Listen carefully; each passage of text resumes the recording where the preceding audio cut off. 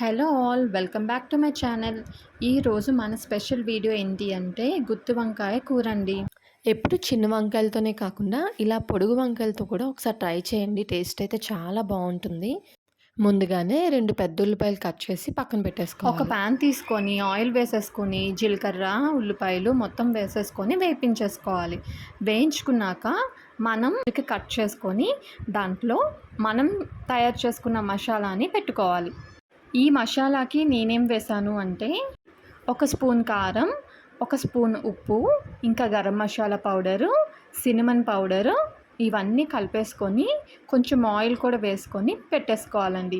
ఆ మసాలానే మనం ఈ వంకాయలు అన్నిట్లో కూడా మిడిల్లోకి పెట్టేసుకోవాలి.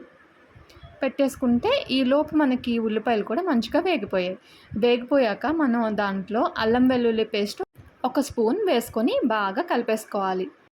ఇప్పుడు మొత్తం వేగిపోయాక దాంట్లోనే 1 spoon garam masala powder, 1 spoon cinnamon powder, ఒక స్పూన్ కారం వేసేసుకొని మంచిగా కలిపేసుకోవాలి. ఆ కారం అంతా మంచిగా వేగిపోతుంది. మనం పక్కన పెట్టుకున్న ఇక్కడ నేను పెట్టుకుంటున్నట్లుగా మొత్తం అన్ని వంకాయలు కూడా అలా పేర్చేసుకోవాలి. వంకాయల్ని మనం ముందుగానే బాయిల్ చేసుకున్నాం కాబట్టి అంత టైం ఏం పట్టదండి. చాలా ఈజీగా అయిపోతుంది ఈ ప్రాసెస్ అనేది. ఒక 80% వరకు వంకాయలు ఉడికేలాగా మనం చూసుకోవాలి అంతే. అన్నీ అలా పేర్చేసుకొని ఒక స్పూన్ ఆయిల్ పైనుంచి వేసేసుకొని మూత పెట్టేసుకోవాలండి. అలా మనం 10 నుంచి 15 నిమిషాల వరకు బాయిల్ చేసుకోవాలి, అవి వేగేంత వరకు.